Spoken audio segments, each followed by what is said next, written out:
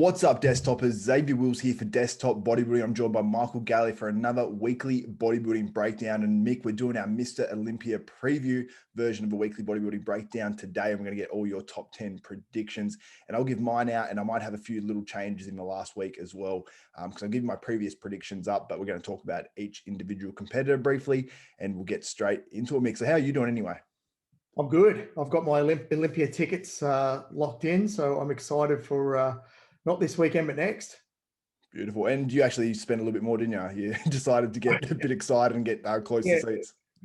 I did. I jumped on as soon as they were released. So they released the ones that for the new venue in Orlando, and I jumped on and grabbed the prejudging and then the finals. And then about 4 days later, I just clicked on there again to just to have a bit of a look how tickets were selling, and they released more, but right up towards the front. We're talking 12th, 13th row back. So I bought another one just for Friday. So I bought 2 Friday tickets now. Actually, if anyone's listening and they need a Friday ticket, I do have one spare. So I bought 2 tickets for Friday, but I will be sitting down quite close to the stage. So I'm pretty pumped for that. That's amazing. I'm sure there'll be a few people out there chasing tickets as well, especially as the comp gets closer. Because I think there's only, what's the capacity? Is it 2,500 people? It probably would be around that. Yeah, it's not that much. So 250 VIP. And yeah, you're probably right. Yeah. So if anyone sees me at the front of the convention center waving a ticket around as a scalper, come over. Just try to sell it to like someone that's like really high up in the IFB on the sly. That'd be funny. 50% off. Just go up to Dan Solomon and say, "I need a ticket, buddy." I'm the old coat thing. Yeah. Just like in Seinfeld. I remember an episode of that. Anyway, let's get into this one, Mick. So let's discuss these competitors and break it down and give our top 10. So we'll start with some of the guys that may be, sort of on the cusp of getting the top 10 or just outside. And we'll start with Antoine Vaillant. Now, this is one of the 3 Canadians that are actually doing this Mr. Olympia. What do you think about Antoine and I suppose the improvements he's made year to year? Because he had that injury last year, came back this year, obviously did awesome. Placed, I think it was 7th actually in the New York Pro. The next week or 2 weeks later, went on to the Galley Pro and actually won it. And that's where he got his Olympia qualification. Where do you see Antoine? Do you see him more as that 7th place in the New York Pro, or as more of as a pro contest winner at the moment? Well, he's definitely made a great comeback from that bicep injury. So you got to give him credit there. He looked fantastic at the Galley Pro. Whether or not, I just still think he may probably lack that size and that upper body to really push getting into that top 10. It just depends how well he's gone since the Galley Pro. That's a long way to keep dieting. Yeah, definitely. And I think he's a guy that you really can't compare. Like, look back at the Arnold Classic at the start of this year. You really can't compare him to the top 3 guys there. You got Big Ramy, you got Dexter Jackson, you got William Bonac. And I just can't see him comparing to any of those guys, even if a Big Ramy is a bit off. But I think he can be in sort of like the next group behind that sort of top 7 to top 8 potentially. But we'll have to wait and see if he's got enough size on my upper body, especially through the back, to actually make that impact. But I love his physique, man. I'm a massive fan. And I think going into any smaller pro show now, he's obviously a legit contender to win it. Let's move on and talk about Lee Seong Chol. He actually won that Monsters in Pro that was held in secret and beat out Samson Dowder. What do you think about Lee? Do you think he can take out any names here, or do you think he'll be one of these guys relegated sort of towards the bottom? No, I think he'll be towards the bottom. I don't think he should have beaten Samson, to be honest with you. I thought Samson was probably the deserved winner there. Would have loved to see Samson in Olympia, but I don't see Lee doing too well in this show. Yeah, I agree. Next guy, Regan Grimes, obviously incredibly popular through social media, and he's done really well for himself. And people sort of are pretty hard on Regan because we don't see that, I suppose, that dry, super sharp conditioning from him too often. But how do you think he'll do in this show? And I'll start sharing my screen as well so we can see some of these guys as we talk about them too.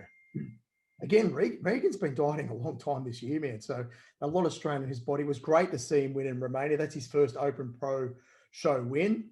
I still think at this stage, you look at some of the guys that we're looking in that top 10, I don't think he's going to have that size just yet. I think he's another year or 2 away from really cracking that top 8. Yeah, I agree. And he's got some tremendous muscle. When you really look at the dude's physique, you see his back is insane, as you can see here, but it just doesn't have that super crispness and dryness, which hopefully for Regan, it comes with age. But we've seen other guys like, Big Ramy, where we haven't really seen that conditioning and that real dryness come with age, at least to this point anyway. So I hope we do see that, but he's just got the nicer shaped muscle bellies and everything. But I still think, like you said, he's just a little bit away in this lineup, at least anyway. Another guy, Juan Morel. Now he's obviously done really well through his actual cookie business, which is pretty crazy. We've got My Cookie Dealer, and him and his wife absolutely kill it with that. But he's been working with Chris, the Real Deal Cormier, for this prep. How do you think the Juan Morel might do in this year's Olympia? To say, mate, I haven't seen much of him this year. I saw a couple of photos of him the other day where his upper body looks amazing.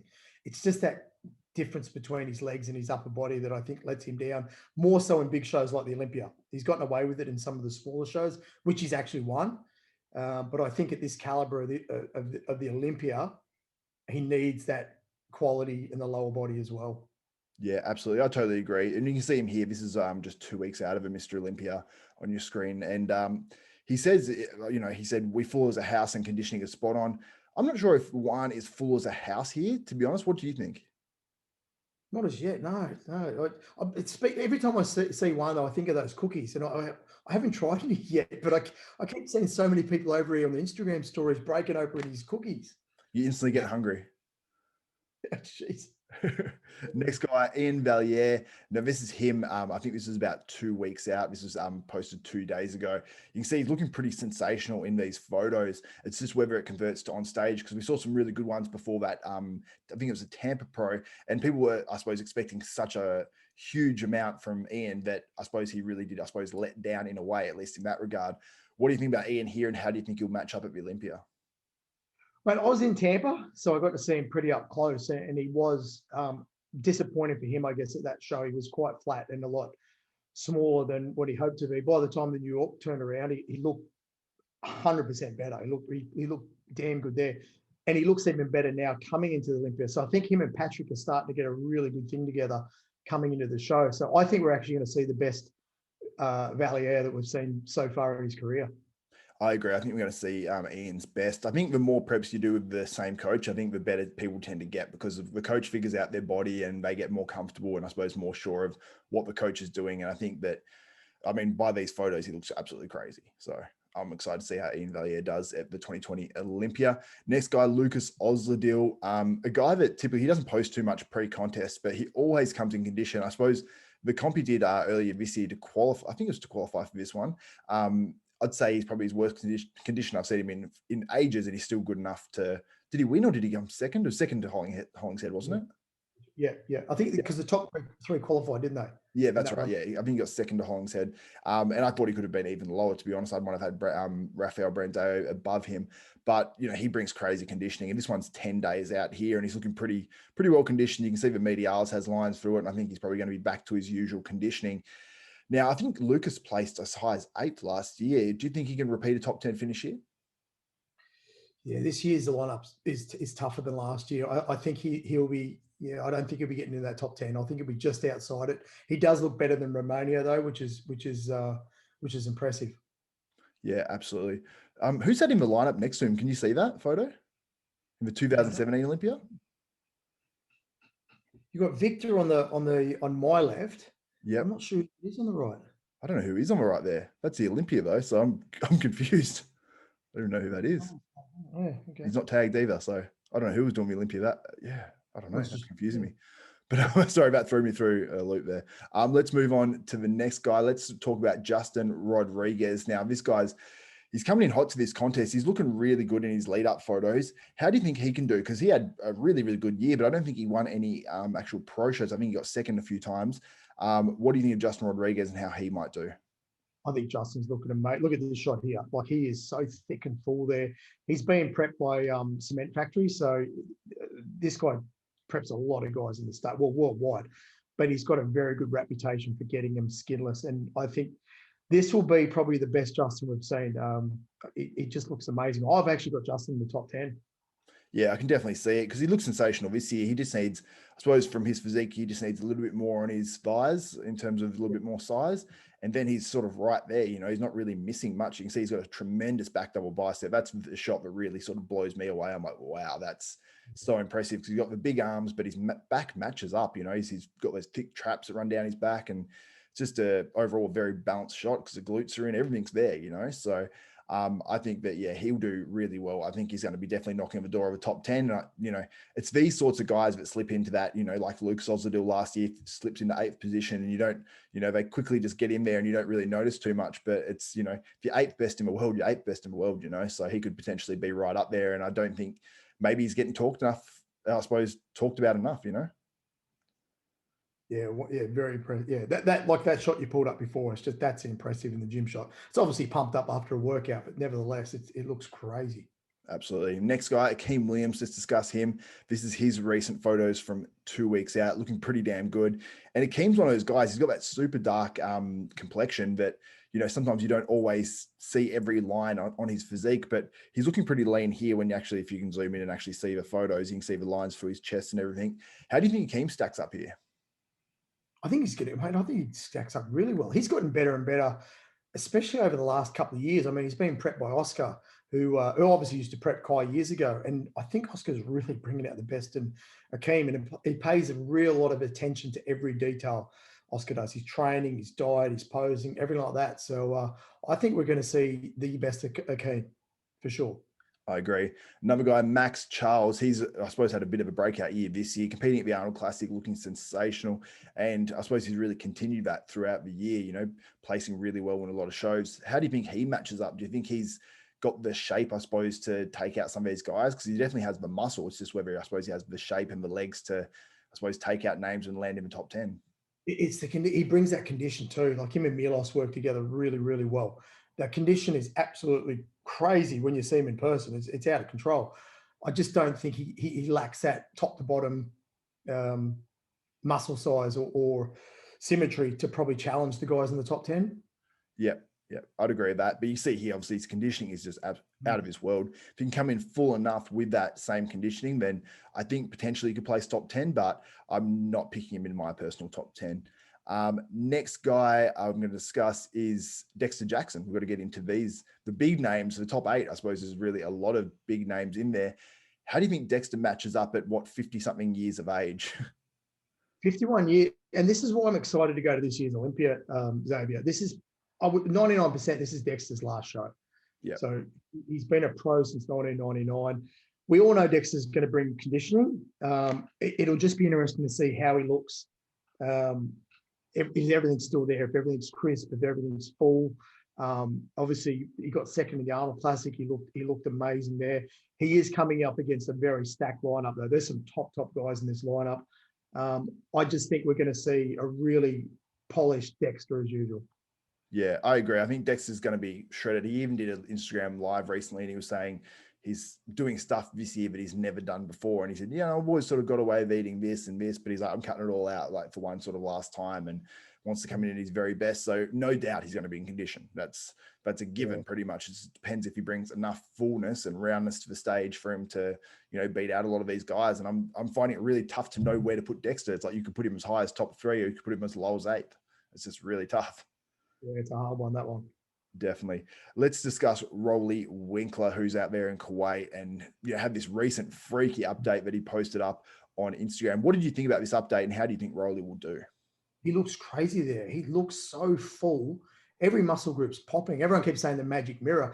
That's how Rolly looks in person. If you see Rolly in person, that's how he looks. I've stood next to him backstage, and I've just been blown away by the size of him.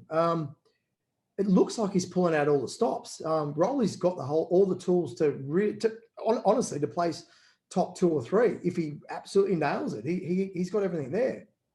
Yeah, if you break it down competitor by competitor, you really can go through the whole Olympia lineup and says he can beat that person. You know what I mean? It just depends if he brings that real hardness. And I actually even spoke to Aaron Pilates about this, and you know, we were sort of questioning whether he can bring that hardness through his glutes and through his hammies and through his back. And you know, for me, you know, from how many times I've seen him, it seems unlikely that he's going to be peeled through those areas.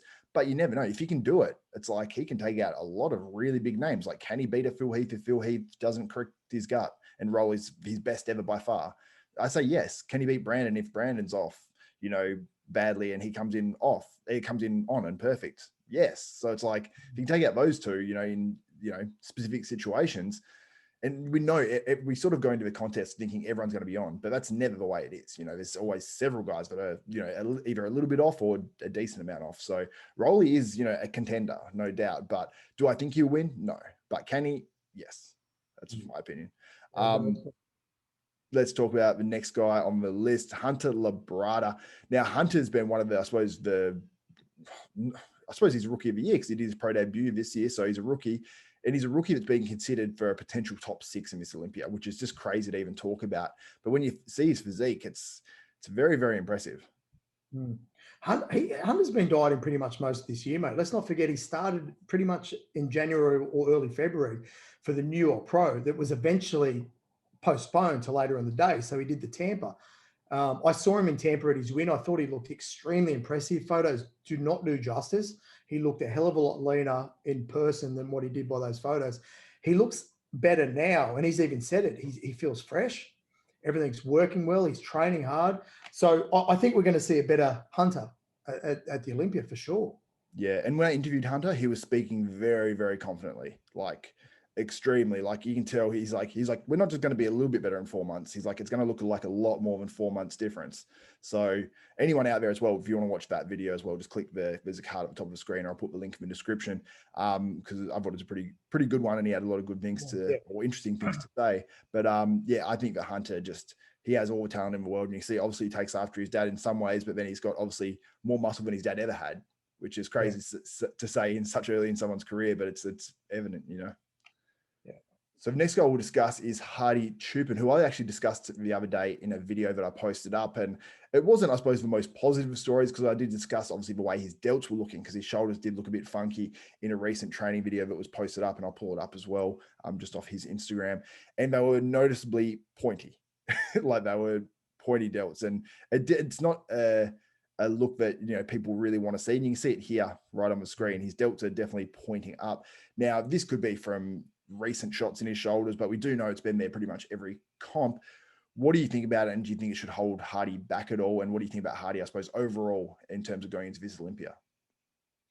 I agree with your video, Xavier. I thought I was at the Olympia last year and it was noticeable then. It's more noticeable now. And I don't think he needs it, because you look at his other body parts, you look at his chest and everything, it's got that real striated, hard look. His delts didn't have that. And I just think they're way more exaggerated this year. So whether or not he'll get marked down for that, I don't know. But he's packing a very thick physique, that's for sure. Like he's got a huge amount of muscle. And like you said, I don't think he needs it. And it's definitely more noticeable in one of the delts than the other, in my opinion, from what I've sort of watched. But hopefully it's something that just calms down before the Olympia and it's not too noticeable. I mean, if it was as noticeable, let's just say the same as last year, I don't think that would be too bad. But if it's gotten worse since then, the judges will eventually notice and mark him down. That's just my opinion. And maybe that's why he didn't finish second last year and didn't beat William Bonac. I don't know, but at least it's just an idea, you know, because at least if one or two judges sees it and marks him down, then that's, you know, taking second or third or first place votes away from him. So yeah, hopefully he has that sorted out, but I'm not too sure that will be sorted by the time the actual Olympia rolls around. Now let's discuss Big Ramy. Put out that side leg shot just the other day. What do you think, I suppose, about this shot? Does it give you hope that Ramy's going to be in his all-time best conditioning, or do you think it's just another one of those pre-contest photos that you see go up that, I suppose, never really eventuates into anything? It's an impressive shot, no doubt. And I like the fact that he's over early. If you see Dennis James' Instagram stories, he's training with Dennis. He's training hard with Dennis. Chad Nichols is doing his prep. So he's got two top guys in his corner. I really hope that we do see the best Ramy of all time. Let's not forget, everyone keeps going on about Ramy's never been lean. He's always off. He's not. Ramy's been in shape a lot of times. It's just he doesn't have that striated look like some other guys might have. He's very, very lean. His skin's very thin. It's just not the cross-striated look like some other guys have. I just think he's in a very good place mentally. I think Dennis will be brilliant for him. Obviously, Chad knows his stuff as well. And remember, this is their second show now, is it, with Chad Nichols? Yes, it is, because he did the Arnold Classic earlier this year, and then this is the second. Yeah. Okay. So that, you know, they've obviously learned a bit from the Arnolds. Let's hope any mistakes they made, they'll fix them for this show now. Yeah, absolutely. And like you said, he has come in condition before. It's not like he's just always just grossly off. I just think that he needs to be ultra in condition just to make sure that skin is so pushed hard against the muscle that it makes his muscles look harder, I guess. But even when he has been in his best shape and his best conditioning, he still hasn't had those, those deep cuts and lines and that graininess through the shoulders or anything like that, like you see in a lot of the guys. And I actually did hear a podcast that Phil did the other day, and who was with Phil Viz, and he actually suggested that Ramy has synthol basically shot in a lot of his body, and that's what's causing these issues. And he actually said the calories from the synthol, because obviously it's carried in oil, but the synthol dissipates, is actually contributing to I suppose, him not being in condition. But I don't know about that theory, but I don't know. There's a lot of theories out there, but I think it's just the fact that, yeah, he just doesn't have that straight look through the muscles for whatever reason. I'm not too sure why exactly. It could just be a purely genetic thing, isn't it? Who knows? It could be. Yeah. Remember, he burst onto the scene fast back in like 2013. So it could just be a case of rush muscle, which doesn't have the time to be matured. I mean, who knows? That's just a guess on my part too. Yeah, exactly. We're all really guessing. I mean, a lot of people like to speak in facts and like they know it, but if you've got three different people speaking in facts and giving three different points of view, at least two of them are going to be wrong, So, but William Bonac is another guy I want to discuss who really, I mean, he posted this photo, and he's one of these guys. When I did interview him, he said his friends take photos of him and they say, this photo does you no justice. And that's what it seems like, because his pre-contest photos are never really crazy impressive. But as soon as he rocks up on stage, he just looks absolutely insane. And I can say it firsthand too, because when I saw him compete and when he had that real breakout comp in Australia, when he competed against Sean Roden, and to be honest, I was there like right up the front, and I was like, he's pushing Sean Roden. I'm like, this is crazy. Like, he just was, I suppose, harder, and his muscles just seemed so, I suppose, I know, crazy, like up close and bubbly. And I was just like, wow, he's actually impressing me more than Sean Roden, even though Sean maybe had the prettier physique. But this photo is from 9 weeks out, which I worked out because he said it was the 3rd week of October. And for 9 weeks out, he's still got the lines through his chest. They're just not deep at that point. He looks probably right on track. I mean, what do you think about William Bonac? And do you think he's an actual contender to win this 2020 Olympia? I don't think he's a contender, but I think he could, depending on how a couple of other guys look, he could easily place top 2, 3, or 4 again. I think the thing with Bonac, he can't really do much in terms of putting more size on. It's just that real quality and grainy look that he's got to keep chipping away, which he's got. I mean, let's face it, he's quite grainy as it is. But if he was to keep putting more, it's just not going to happen on his height to keep putting size on. Yeah, he's limited. He has, I suppose, varying degrees of how good he can be. Like the Arnold Classic this year, he's very good again. I thought he was much better than he was at the 2019 Olympia. He just seemed a lot fuller, and I just thought he looked really good there. But if he brings it 100% and other people miss the mark, he's almost like a Dexter Jackson, where he will just be in there to sneak in and can potentially at some point get a Mr Olympia win. Whether it's this year or not, I don't know, because I mean, it's hard to imagine, Brandon and Phil just totally missing the mark. But when you think about it, if he came in last year like he was at the Arnold Classic earlier in the year, I think he wins the 2020 Olympia. And then we're talking about Hardy Chupin in a totally different manner if he actually did win that 2020 Olympia. So I sort of like to think that way as well. Like, if had Brandon not won and Bonac won, because, there's not that much between them really when they're both at their very best. I think Brandon is better if he's harder, but I mean, he doesn't normally bring as good conditioning as Bonac does. So it's sort of a tough one, but I think that, he's a potential to win it, but I don't think he will this year. Next guy to talk about, Brandon Curry, your current Mr. Olympia. Now, I think that he's looking really good, and I've got some sort of, I suppose, insider on Brandon, basically on how he looks, and I've got to see the videos and everything before everyone else, which has been an awesome privilege for me, because I've done some stuff with his channel. But he's looking pretty good, man. This was about 2 weeks out, I believe. Yep, 2 weeks out. And you can see him there. He's got some pretty deep lines in his shoulders. I mean, down around his arms, biceps, and triceps, they're not as normally conditioned quite as much as his shoulders. But I think this is a good spot for him to be at 2 weeks out, before drying out or anything like that. Yeah, I agree. And a couple of the videos he's put up on his Instagram, he looks really, really good. Like, you can see the detail of his tries, his shoulders, rear delt, his traps. He looks brilliant. This will be the best Brandon we've seen. Yeah, I think so too. And this is him just standing there, and he's got the lines through his shoulders. So imagine when he hits like a crab most muscular, like what's going to happen with those shoulders. I don't think we've ever seen this. I love that. That's how you should be looking. That sort of not the lines. That's perfect.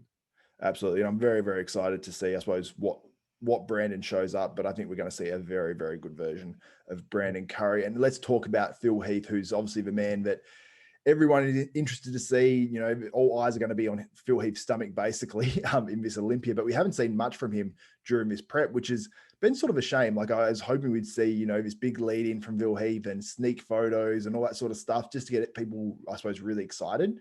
But we really, as you can see, you haven't seen any physique updates at all. They're all just like throwbacks and stuff like that. And maybe that's recent. Maybe that's probably recent because, or somewhat recent, but this was posted 7 weeks ago, because he's wearing his Strive for Greatness t-shirt, and as you can tell, he's got the vascularity through the arms. But basically, to me, is what it comes down to is, you know, what does Phil Heath's midsection look like, and is the rest of his physique, I suppose, as full and hard as it needs to be to win this Olympia with his midsection? I don't think it's ever going to look like what it used to, but if it's good enough, I guess, and will his rest of his physique be that much above like a Brandon Curry to, I suppose, offset the midsection?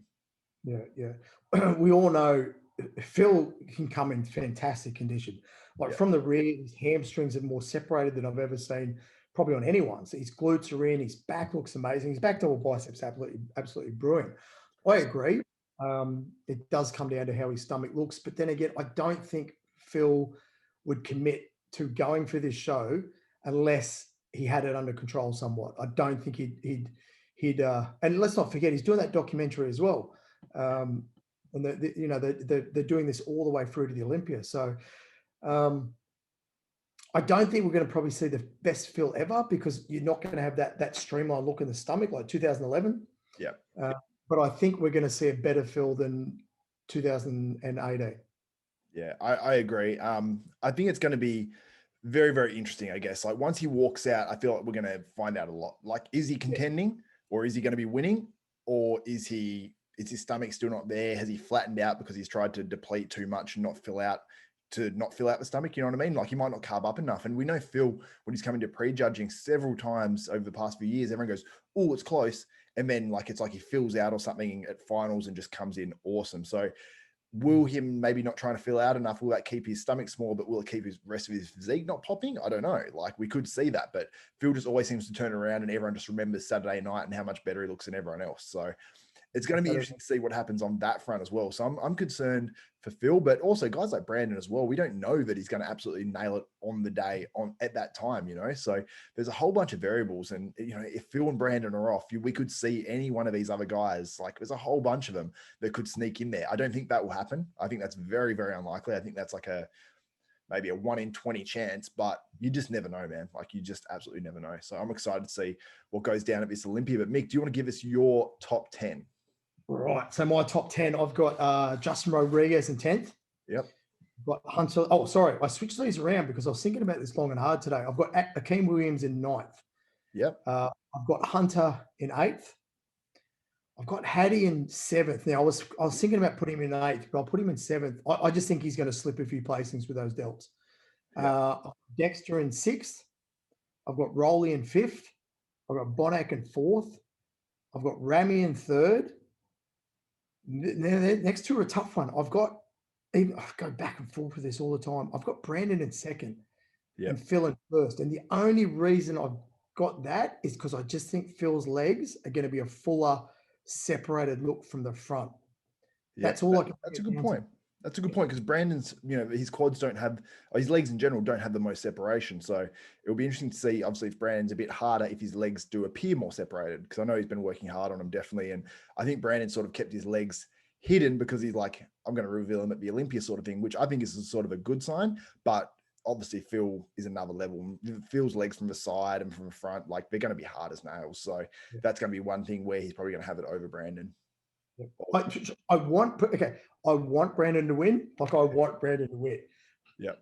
But that's how I've just brought it. That's it, just going purely on what I think based on their physiques. From what I know of, that was the only reason I called it like that. It's tough, man. It's honestly, it's a guessing game. It is a guessing game. So what I'm going to do is give my predictions, my top 10, but I actually am going to update these. So we're going to be different when I do my final Mr. Olympia preview, which is going to be a sort of a shorter, sharper video than this one in the Mr. Olympia week. So I'll give my predictions that I gave out, which I think was about 8 weeks out of the contest, maybe 9. I'm not too sure now. And then they're going to change around a little bit, but honestly, they're still sort of staying in the same sort of structure. So In 10th place, I have the same as you, Justin Rodriguez. In 9th place, I have the same as you, which is Akeem Williams. Then in 8th, now this is the one that maybe changed around a little bit, I have Dexter Jackson. Now that sounds incredibly low, but when you look at the guys I've got above him, it's really doesn't sound as crazy as it seems, I suppose, when I first say it. In 7th, I have Hunter Labrada, who I think is going to probably surprise a lot of people based off at least what he's saying leading up to the contest, which excites me. 6th, Rolly Winkler. 5th, Big Ramy. 4th, Hardy Chupin. 3rd, William Bonac. 2nd, Phil Heath. And 1st, Brandon Curry. Man, and I might be biased, but like I've been sort of following obviously Brandon's prep and talking to him pretty regularly. It's hard for me to, I suppose if I was close to Phil Heath, I'd probably be going, he'd probably be sending me pictures and going, I'll be going, Phil Heath's going to win. But I suppose whoever you're closest to, it's very hard not to take that bias out of it. But I honestly do think Brandon will win. People forget that he's improved a lot every single year. From the year before he won the Olympia, look at where he was then to where he was at the Arnold Classic. He was a totally new bodybuilder, and that was only 5 months of difference. Then he got bigger to the Olympia, but I don't think he was better. I think he was a little bit off, but I think his body was a bit tired. Now he's had that huge amount of rest between last year's Olympia and this year's. It's about 15 months or 16 months or whatever it is. I think that's going to serve him well. And he's been out there in Kuwait, obviously focusing, and he looked, I think, the best he's ever looked in his off season as well. So he kept it pretty somewhat tight. And I think that he was bigger than he normally is in his off season. And then I think he's going to build on top of that as well. And I think he has built on top of that. So that's my reason for giving Brandon the win. But honestly, Phil Heath would come in, fix his midsection. The rest of him looks the same as it always did, and game over, So who knows, man? At least we had the same top guys in the top 10. We had the same guys in there. Yeah, but all the same. Yeah, unbelievable. All the same. Just a couple mixed around, but all the same. So there's some good names left out, man. That's a tough lineup. That is. Anyone who's kept saying, I've heard people saying, "Oh, it's a terrible lineup this year." It's not a terrible lineup. It's a stacked lineup. Yeah. Look at the guys we're leaving out, man. Lucas Ozdil, who placed 8th last year. We're leaving out Juan Morel, Ian Valier, Antoine Valiant, Regan Grimes, Max Charles. Like I feel like I'm insulting them by leaving them out, honestly. They're quality. They're absolute quality. And let's not forget, we've got 3 Mr. Olympias in that lineup too. You got Phil, you got Brandon, you got Dexter. Man, you just imagine if, Phil wins this year and then he wants to come back. Brandon's going to come back. He said that in Q&A I did with him as well on his channel. So he said that. So imagine if we had Brandon Curry, Phil Heath, William Bonac, Hardy Chupin, Big Ramy, Rolly Winkler, Hunter Labrada. Dexter Jackson will probably retire. Imagine if we get Kai Green coming back. We have these guys that missed out. We've got to mention the guys that missed out. Flex Lewis, Nathan Diasha, James Hollingshead, Cedric McMillan. And then obviously if you had Kai Green in there as well, man, that is a lot of very good competitors. And it's almost impossible to make a top 10 without leaving out some incredible names that could be top 5 any other year. Yeah. And all these restrictions should be off by next year too, which means everyone can come and watch it again. Fingers crossed, man. Hopefully get like a Josh Sonatowicz back in there. Oh, Josh, if you're watching, and I know you are, get your back on stage. Of course he is. Back on stage, Josh. Oh, awesome, man. I think this has been good. Hopefully people enjoyed this Olympia prediction and preview video. There's going to be a whole lot of Mr. Olympia coverage coming from this channel, hopefully about 2 videos a day in the lead up to Mr. Olympia. And over that weekend, I've told my partner, I've told my kids, I've told my mum, I'm just staying in this office recording and watching Olympia content nonstop just so I can bring it to everyone at Desktop Bodybuilding as much as I can. Because hopefully this is the time where my channel really launches and goes to another level. Maybe not Nick strength and power level, but maybe just a little bit up that ladder. We're getting there. Thank you so much for coming on Desktop Bodybuilding. I want to encourage people, if you guys want to get 10% off Hostile supplements, go to hostile.com. It's HOSSTILE.com and enter ZAVE10. It's XAV10. Also, the link is in the description for that. Go follow Mick on Instagram, follow me on Instagram, do all that sort of stuff. But for Xavier Wills and Michael Galley, we are out.